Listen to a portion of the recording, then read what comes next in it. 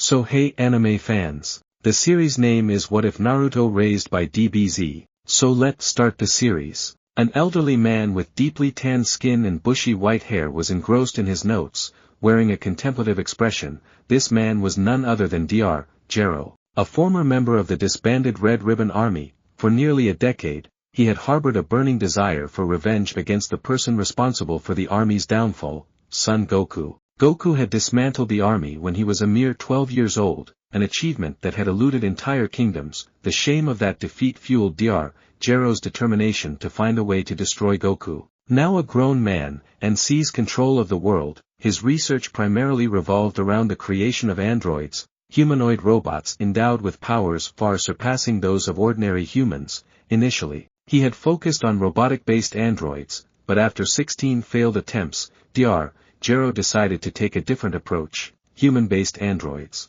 He scoured major cities and eventually identified potential test subjects, a pair of teenage twins, a boy and a girl, who were living on the streets and exhibited both survival skills and combat potential. While Gero would have preferred using a professional martial artist, abducting one would have been considerably more challenging and time-consuming. Ultimately, he executed his plan and removed the two teens from the streets. However, an unexpected complication arose. It turned out that the twins had a younger brother, a spirited child who bravely defended his siblings from the abductors. Gero managed to subdue the boy and decided to take him as well. Now, the question loomed: what to do with this young boy?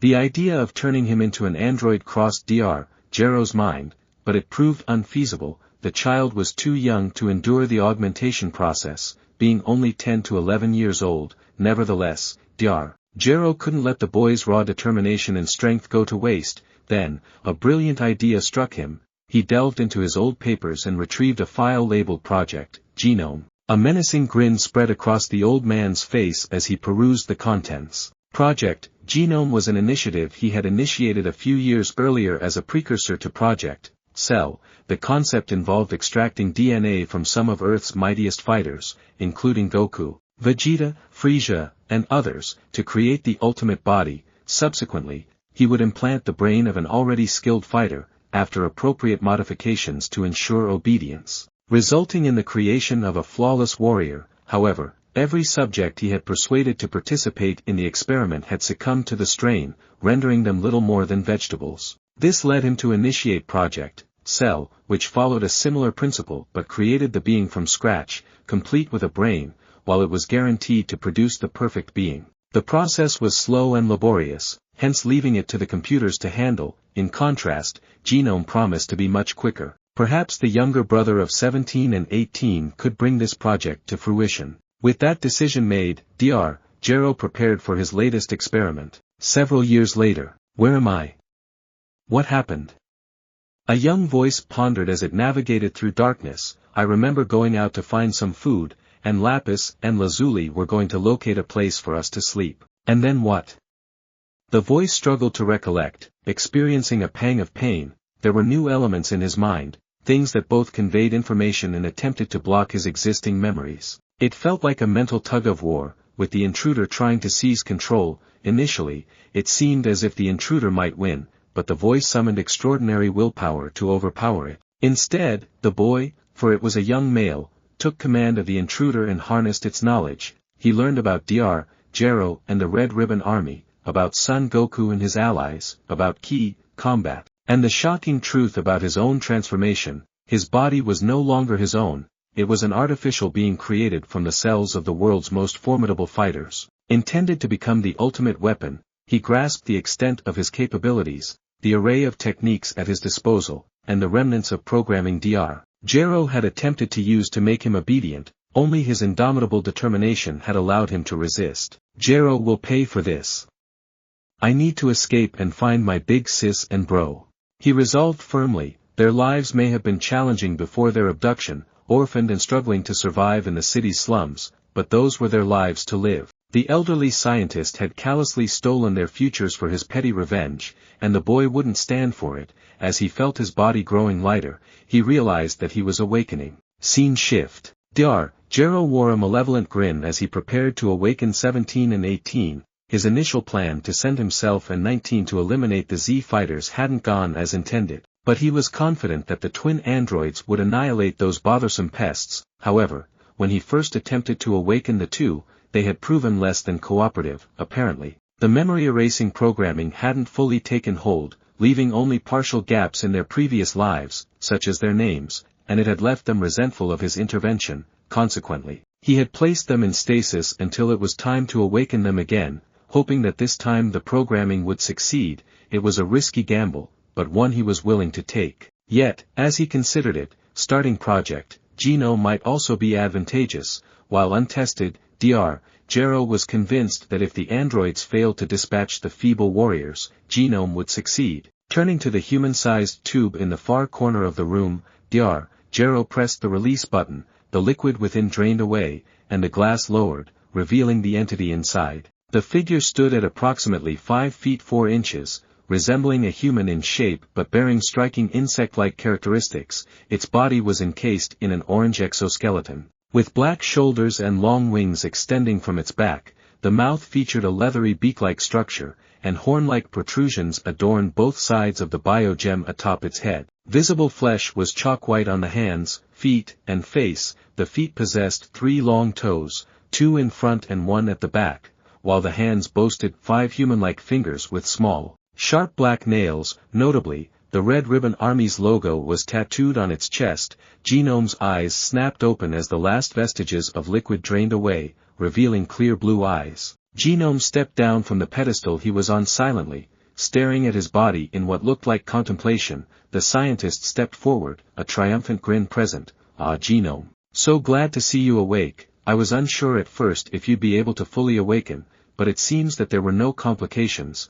Now we must wait for your siblings to awake as well. You have work to do." Genome remained silent as he stopped inspecting his body and looked to Gero, an unreadable look on his face. Just then, the 2 pods that were activated hissed open. The first to open showed a young man that had black hair, an orange bandana tied around his neck, a black t-shirt over a white long sleeve, ripped jeans held up by a gun belt, long green socks and blue shoes. The other is a girl with blonde hair done similar to the boys, with a long-sleeved black and white striped shirt with a blue vest on top, black pants, and brown boots. They looked very similar to each other besides this, and they both had piercing blue eyes, gold hoop earrings, and finally a red ribbon logo on their shirts. The 2 androids exchanged glances and noticed the remote held in Gero's hands, the very same that could deactivate them. They then noticed the stoic-looking Genome but decided to focus on the matter at hand. Both androids give respectful greetings to the doctor, which leaves him mildly surprised but pleased that it looked as though their programming finally took. He then proceeded to tell them that there were powerful fighters at the door that had already destroyed Android 19 and crippled the man-turned-android himself. 17 spoke. "It will be our pleasure, Doctor, but first," he turned and pointed at Genome before continuing, "who's the bug man?" Gero smirked and said, "That is Project Genome. He is a bio-android I created shortly after you two. In some ways his power could easily rival your own, so I'm confident you can eradicate the vermin outside with no difficulty." 17 scoffed, "Yeah right Doc, you made sure I was your strongest creation, so I'm betting this guy's a pushover." He then looked over to Genome and gave a challenging grin. "What do ya say, bug boy? Wanna go around and see who's stronger?" Gero got irritated at this and stepped forward. "That's enough 17. I didn't awaken you all to have a childish brawl in my lab, so go out there and, He finished with a grunt of confusion as the remote he was holding was suddenly swiped by a now smirking 18. Turning to the blonde girl, Gero fumed, "18, what are you doing? Give me that this instant." Still smirking, 18 crushed the remote as one would a soda can. 18. Gero cried out in anger and a bit of panic. Just then, the door to the lab was blasted off its hinges. After the smoke cleared, an assorted group of fighters stood in the doorway: the bald monk Krillin, the Triclops Tien, the Namekian Piccolo, the Scion Prince Vegeta, and his time-traveling son Trunks, the latter of whom was staring at the group of androids in horror. Tien turned to Trunks and asked, "So, are these the androids you mentioned?" Trunks gulped and said, "Why yeah, that's them, although, I don't know what that bug thing is." Vegeta snorted, "Who cares, they'll all fall just the same." Gero meanwhile was cursing up a storm. this was literally the worst possible scenario. The Z fighters, all of whom were stronger than his initial calculations predicted, were at his doorstep and two of his creations were obviously rebelling. Just like that it hit him. Turning to the bio-android, Gero cried out, "Genome! Destroy them all!" However, the bug-like warrior just watched him impassively. Desperately, Gero once again cried out, "Genome, as your creator I command you to take out all these pests at once. Obey me. My name isn't Genome," he said softly. It was the voice of a young boy that spoke. What was that? "Stop dawdling, Genome, and destroy them, you useless prototype." Gero shouted, nearly hysterical. Genome's eyes sparked with anger, and he scowled with his beak-like mouth. In a furious roar, he exclaimed, "I said, my name isn't Genome, you old fossil." With a swift motion, he drew his arm back and made a slashing gesture, sending a narrow wave of ki slicing through the air like a guillotine. The wave severed Gero's head cleanly from his body. This sudden action left everyone stunned, with only 17 and 18 managing to hide their surprise. Gero's head bounced along the ground until it came to a stop in front of the Z fighters. Gero's severed head croaked out, "You, miserable brats. I created you, and this is how you repay me." In a movement almost too quick to follow, 17 leaped into the air and forcefully crushed the man's head, ending the scientist's life. Smirking, the male android straightened up and turned to the bio-android. "Looks like I misjudged you, Bugman, looks like you're alright after all," he said casually as he walked back to his sister. "Don't call me that," snapped the newly named Naruto Uzumaki, but his tone lacked the biting edge. "And don't call me Genome either, my name is Naruto Uzumaki. I thought you'd have realized that by now, even though I look different, bro." 18 appeared amused and said, "Heh, you seem talkative all of a sudden, and what's with that familiar tone? We've never met as far as I'm concerned. What kind of name is Naruto anyway? Genome sounds better than fish cake, anyway." Naruto looked at the girl in confusion. "Don't you remember?" he asked tentatively. Before either of the siblings could respond, Vegeta lost patience. Enough of this foolishness, he yelled before unleashing a powerful blast of ki toward the group. Acting swiftly, Naruto moved in front of the blast. Knowing that none of the androids would be harmed by it, he wanted to test one of his new body's functions. The ki attack connected, but instead of exploding as expected, the energy seemed to be absorbed into Naruto's skin. As this happened, Naruto felt a surge of power as his muscles momentarily swelled to the size of a bodybuilder's before returning to normal. Letting out a content sigh, Naruto then glared at Vegeta. "Do you mind? We're in the middle of a conversation here, you spiky-haired jackass." Naruto growled. As Vegeta fumed, Krillin panicked. "Watch out, guys. That guy can absorb energy as well." Naruto gave Krillin a look that said, "No kidding," and then turned to the other two. "Come on, let's find somewhere quiet, I think the three of us have a lot to discuss." The twins glanced at each other, and 17 shrugged. "Why not? It might pass the time, and then maybe we can go after Goku for some fun." "Hold on," 18 interrupted as she noticed a third pod labeled 16 in the room. "I want to wake this guy up. If Gero thought keeping him locked up while releasing us was a good idea, he might be a useful ally." The two boys agreed, but one of the Z fighters vehemently disagreed with her decision. "If they let that android free, it will be the end of all of us." Trunks cried out, going Super Saiyan and firing a massive ki blast, aimed not at Naruto but directly at 18 as she prepared to unlock the pod. The blast detonated, causing the lab to explode in a fiery blast. When the smoke cleared, the lab was reduced to rubble. With the Z fighters watching from a safe distance, however, Naruto, 17, and 18 were unharmed, and 18 held the pod containing Android 16. Naruto Uzumaki, the Jinchuriki of the Nine Tails, the son of Minato Namikaze and Kushina Uzumaki, and the reincarnation of the Sage of the Six Paths' youngest child, was dying. After a grueling battle against reanimated ninja, White Zetsu clones, Obito Uchiha, Madara Uchiha, and the Demoness Kagaya, Naruto's body was succumbing to injuries and exhaustion. It was only his extraordinary status, bloodline, and sheer determination that had kept him alive this long. However, even he had his limits, and with what little strength remained, Naruto bid farewell to his friends and allies,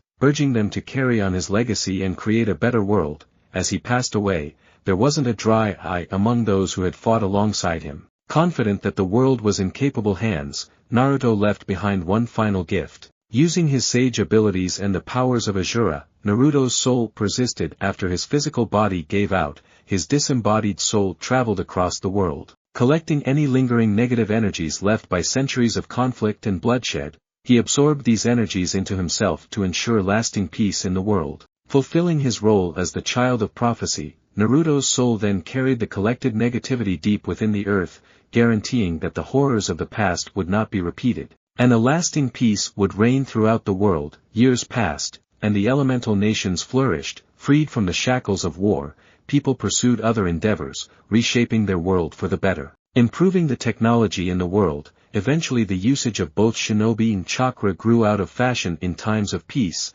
and the hidden villages became bustling metropolises. The Bijou, feeling that their presence may at one point disturb the peace the humans had, decided to go off to parts unknown, and no one saw them for many, many years. People began to use technology more than chakra as it was easier and more available to use. Soon most forgot the old, violent ways, with people only speaking of ninjas as myths and legends. Only a few holding on to some of the shinobi way. While chakra itself fell out of use, people did still utilize the physical aspects of it from time to time, usually those heavily involved in the martial arts, but it gained a new name, ki. Throughout all this, Naruto's soul remained nestled in the earth, absorbing any buildups of negative energy to prevent it from harming humanity. Then, one day everything changed. A new guardian for the earth, called Kami, had decided to make 7 magical orbs called Dragon Balls that, when gathered, could grant a person one wish. He used powerful abilities to create the Dragon Balls, many of which were connected to the earth itself. Said powers were like a beacon to Naruto's wandering soul, like it was nature chakra, drawing it in like a magnet. As the Dragon Balls were created, the negative energy Naruto's soul was distributed amongst them, but the majority held on to the ninja's soul as it was sucked into one of the orbs. Years pass, people using the wish-granting abilities to make their fondest wish come true. Some wishes were for beneficial reasons, others evil, and others completely ridiculous. With each wish, the negative energy in them grew stronger, especially in the Dragon Ball containing Naruto and the majority of the negative energy. Finally, one day the negative energy in Naruto's Dragon Ball overflowed and took shape, which is where our story truly takes place. Divergent Point, Naturon Shinran. Son Goku, the current hero of the planet Earth, had finally defeated the great evil known as Demon King Piccolo. The monkey-tailed boy, at only 15 years old, had gone on many strange and wonderful adventures, most focusing on the magical wish-granting Dragon Balls. However, the Demon King was his most difficult opponent to date, and his victory came at a cost. His friend Krillin, his master Roshi, and many other fighters were killed by Piccolo and his minions during the struggle. Even the eternal dragon Shinran was destroyed by the monster. After Piccolo's defeat, Goku was determined to find a way to save his friends and sought out the creator of the Dragon Balls, Kami, in order to wish those killed by King Piccolo back. This seemingly innocent wish is what caused the negative energy trapped within the 7-star ball, along with the soul of the Earth's previous hero, to be released. After the balls had scattered once, they were used to revive the victims of Piccolo. If one were to find the stone ball that was once the 7-star ball, they would see black smoke start to leak out of it. The smoke condensed into a small cloud over the ball, getting denser and denser before it started to take shape. Once the smoke cleared, a strange creature was seen standing with the stone Dragon Ball at its feet. The creature is small, brown, and pig-like, with black horns pointing out the back of his head and a thick reptilian tail. It also has long claws on its fingers and toes and walks in a bipedal fashion, giving a huge yawn while stretching out his arms. The being that housed the soul of Naruto Uzumaki took in his surroundings with growing confusion. What happened? Wasn't I dead? And, why does my voice sound weird? Naruto questioned as he looked around, noting his voice sounded different than he remembered. It was then he noticed that he stood about as tall as the small bushes around him, causing him to act accordingly. And why the hell am I a pipsqueak? He sobbed out while getting on his hands and knees, a cloud of depression over his head. After pulling himself out of his momentary funk, he noticed something was off about his body. Naruto noticed that his body was noticeably chubbier than before, as well as covered in light brown skin, and his hands and feet had sharp claws instead of fingers. Noticing a lake nearby, Naruto ran over to it, noticing his running was a lot more awkward than it was before thanks to his squat legs, and looked into the reflective surface of the water. He stared at his animalistic face for a few minutes before he crossed his arms, squinted his eyes, and nodded to himself. Alright, I must be dreaming.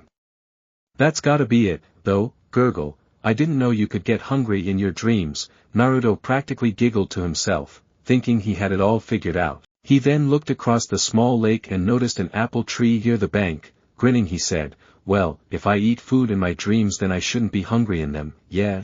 He reasoned as he got ready to cross the lake to get to the fruit. However, instead of walking across the surface like he could do in life, Naruto found himself falling face first into icy cold water. He came up sputtering, JCK. That's super cold. The transformed ninja then swam across the lake like a bullet, though a lot more awkwardly than he could before, and came up onto the shore shivering. Okay, maybe this isn't a dream, but what does this all mean? He pondered as he tried to dry himself off. Naruto thought hard on what the heck was happening to him, but his growling stomach halted his thinking process. Figuring he'd be able to concentrate better with a full stomach, Naruto once again turned his attention to the apple trees. Channeling his energy once more, Naruto went to the tree to walk up it to get to the out-of-reach food. Unfortunately for the boy, this attempt was met with as much failure as his water-walking attempt, causing him to fall backwards right on his head. OW. Okay, definitely not dreaming. Naruto yelped as he rolled around on the dirt clutching his aching skull. He then sits up and nurses the bump on his head. Man, this day just keeps getting better. If only I had an audience watching, then this would be just perfect. Naruto spat as he got back up, spying the fruit that was so close yet oh so far away. Naruto sighed before looking at his now clawed hands. A light bulb seemed to go off in his mind, and the changed ninja then used the sharp digits to scale up the side of the tree, reaching the branches. Naruto was able to plop down on one of them and grabbed a decent-sized apple before happily munching away on it. After he had his fill, Naruto then began to seriously think about his situation. Okay Naruto, think. You're in unknown territory, your body has been changed somehow, and for some reason you can't seem to use chakra, so how did this happen and where do I go from here? He mused as he went over what he knew. Going back to his sage training, Naruto started to meditate to see if he could gather his thoughts and maybe remember how all this happened. As he meditated, flashes of what has happened since his sealing went through his mind, forming a picture to his situation. Opening his eyes, Naruto looked at his paw-like hands. So the world doesn't know about chakra anymore and instead uses an energy called ki. I was born again when the Dragon Balls I was sealed in gained too much negative energy, and the world I once lived in has completely changed. He thought out loud before a sweat drop formed on his head. If anyone told me that, I'd think they were a few ramen noodles short of a bowel. Either that or someone was forcibly trying to write me into the plot of some adventure story. Still though, he looked at his hands again as they gained a faint glow. It looks like my chakra was replaced with ki, but it doesn't feel like mine is really strong. I wonder if I can use it like I saw those other guys use, like Goku or Tien or that creepy King Piccolo. Only one way to find out, I guess. Naruto looked down at the ground beneath him that, while not too far away, was still a distance for his smaller form, so it would definitely hurt if he fell. Focusing his ki energy like he saw Tien and Piccolo do, Naruto took a deep breath and hopped off the branch he was on. Instead of plummeting like a stone, Naruto hovered in the air like a feather. Noticing he wasn't falling, Naruto looked down and saw he was flying, causing a grin to adorn his animalistic face. Who! This is awesome. I can fly. Naruto cheered as he attempted to soar through the air. The operative word here was attempted, as his efforts resembled a newborn turkey trying to take flight. Nevertheless, Naruto was exhilarated by the sensation of gliding through the air, much like old man Tsuchikage. Sensing he was losing his balance, Naruto awkwardly lowered himself to the ground with a soft plop. Now, let's see. Naruto began as he gathered his ki into his palm. The energy emitted a bright yellow glow before coalescing into a small ball, reminiscent of a Rasengan but weaker in appearance. With a flick of his wrist, Naruto directed the energy blast towards a nearby tree.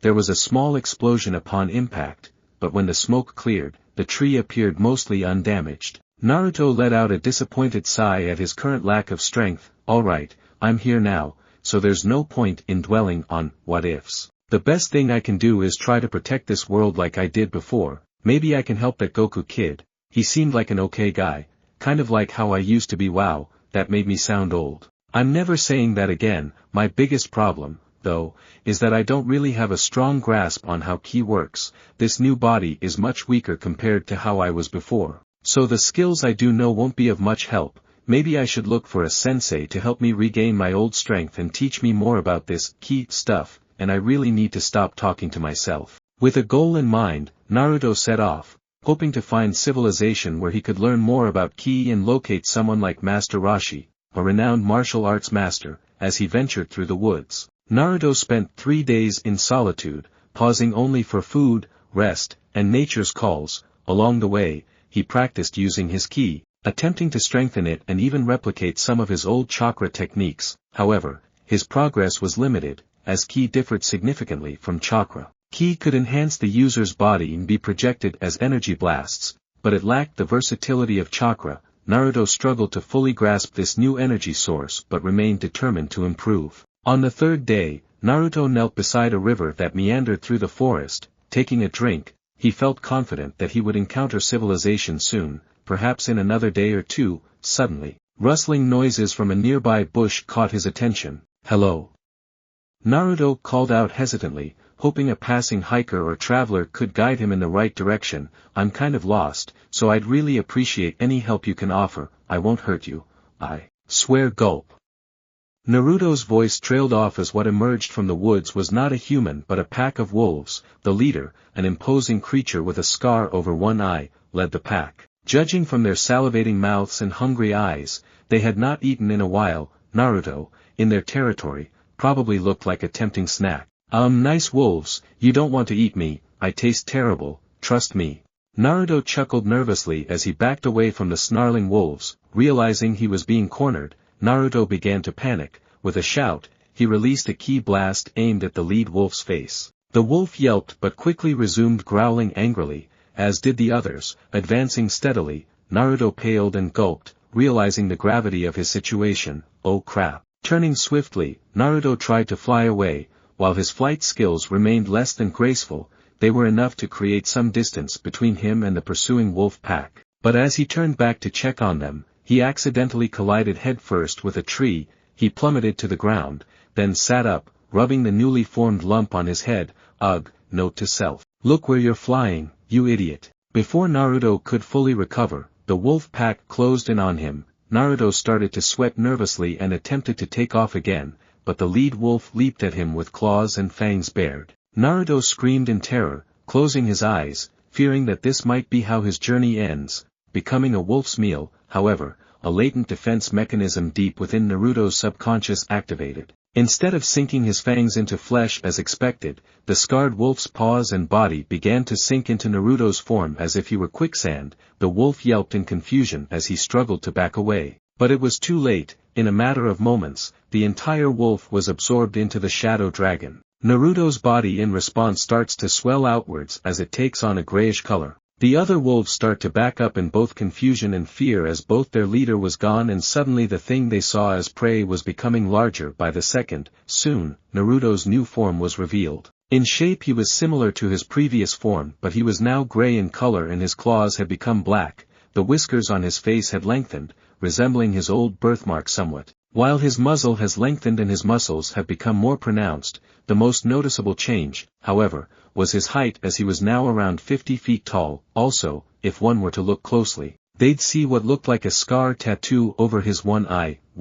Naruto was confused after a few moments of silence as not only did he feel no pain from being mauled, but his body was coursing with power that he hadn't felt since he first unlocked Sage Mode. Cracking an eye open to see what was going on, Naruto was shocked to see that he was now eye level with most treetops. Looking down, Naruto noticed that not only had his body changed but now he easily towered over the wolves that had hunted him minutes ago.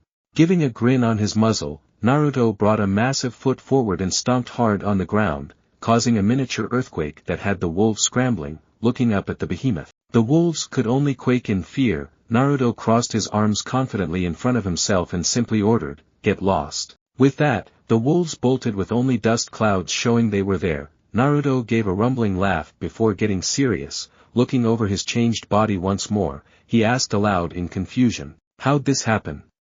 One moment I'm a pipsqueak about to become a chew toy, the next I'm big enough to squash a house.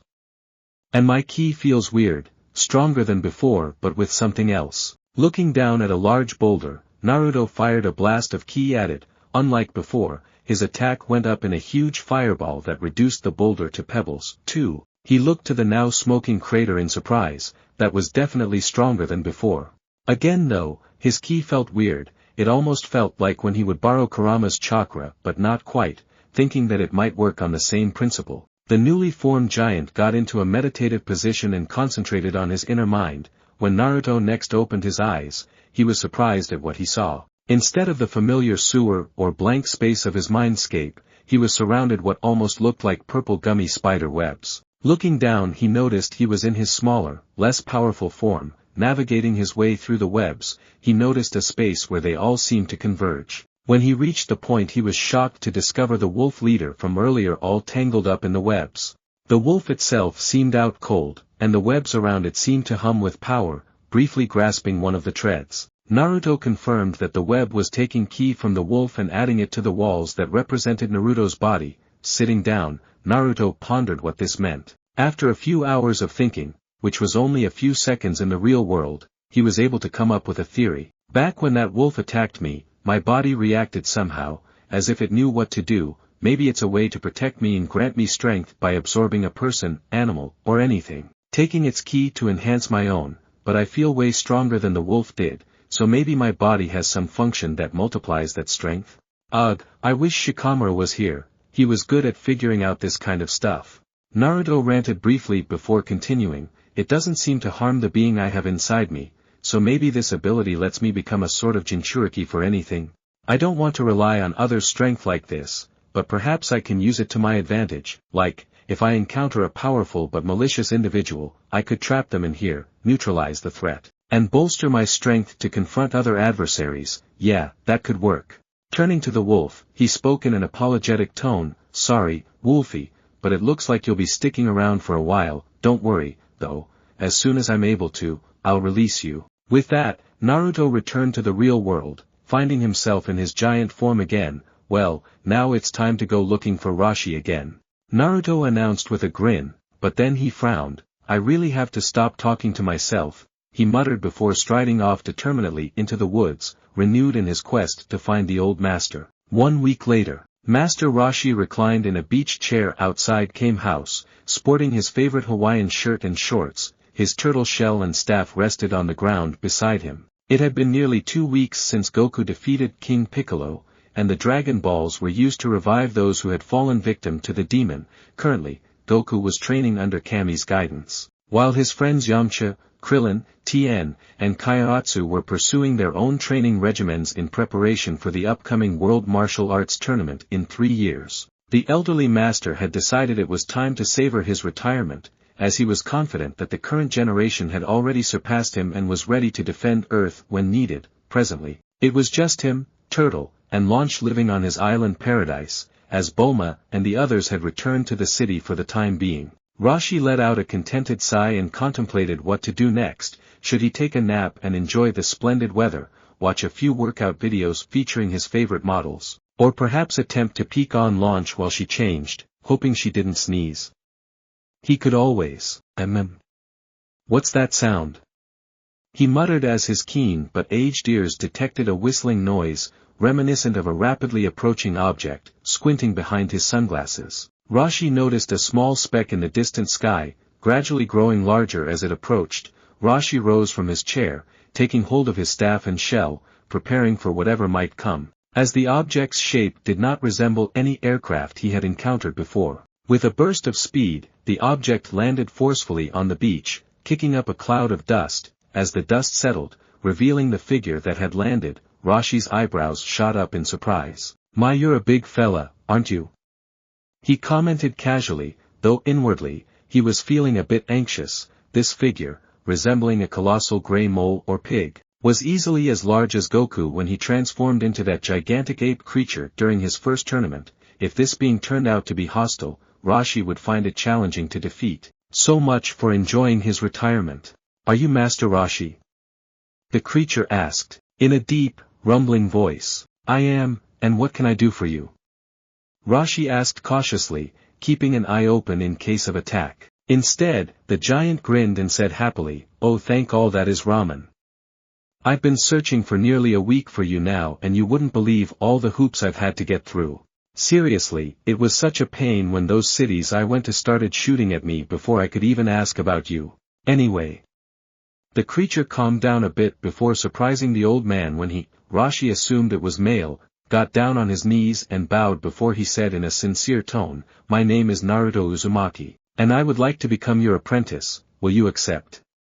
3. If Roshi wasn't surprised before he most definitely was now, schooling his emotions, Roshi inquired, well now, that's certainly an interesting request. I figured a big guy like yourself wouldn't need any extra strength, most tend to think that is enough, why do you want to be trained by me? Naruto lifted his head and answered, I've recently been able to unlock my ki, but I'm not well trained in it, plus, while I'm pretty strong naturally, I want to learn how to better improve myself so I can protect those who can't protect themselves. I heard about you and how you are one of the best martial arts masters alive, so I thought if anyone could help me, it's you. He had been thinking of how to answer a question like that since he started out on his journey and figured this was the best answer he could come up with. Without going into full detail, Roshi used his honed senses and could tell this Naruto Uzumaki was telling the truth, though it did feel that he was hiding something. Well, he wasn't one to pry as he'd taught people for less noble-sounding reasons than this creature gave. Heck, he taught Goku just because he knew the boy's grandfather and that he wanted to get stronger for the sake of getting stronger. It was rare to have people say they want to help others right off the bat. Still though, he wished to test this beast's resolve and decided to play hard to get. Roshi waved a dismissive hand and said, sorry my boy, but I'm retired, plus I don't think you'd be able to handle my training, it's quite difficult you know. Naruto gained a resolved look in his eyes, I don't care how tough your training is, I'll go through it no matter what and I never go back on my word. Please teach me sensei.